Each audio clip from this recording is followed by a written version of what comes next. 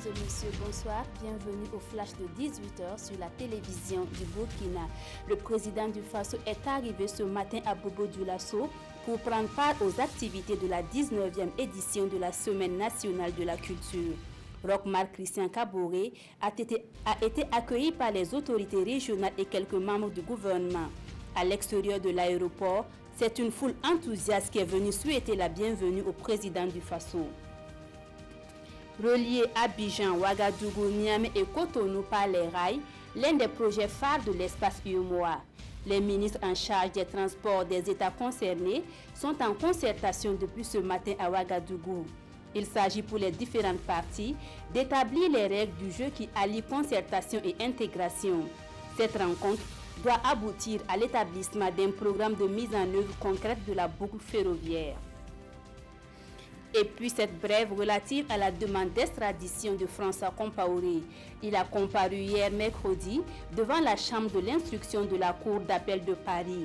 Et c'est le 13 juin prochain que l'on connaîtra les décisions du juge sur son extradition formulées par les autorités burkinabées. En rappel, le frère cadet de l'ancien président du Faso avait été arrêté à l'aéroport de Roissy fin octobre 2017 avant d'être placé sous contrôle judiciaire. Il est inculpé pour incitation à assassinat dans l'affaire du journaliste Norbert Zongo. La France, à travers l'Agence française de développement, accorde une aide de 19 650 millions de francs CFA au Burkina Faso. Cette aide, dont plus de 13 milliards sont accordés sous forme de subventions et le reste en prêt, est destinée au projet de sécurité alimentaire.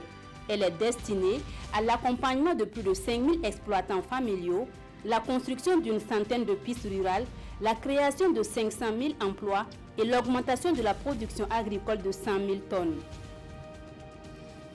En Égypte, victoire écrasante du président Al-Sisi aux élections présidentielles. Il remporte le scrutin avec plus de 90% des voix.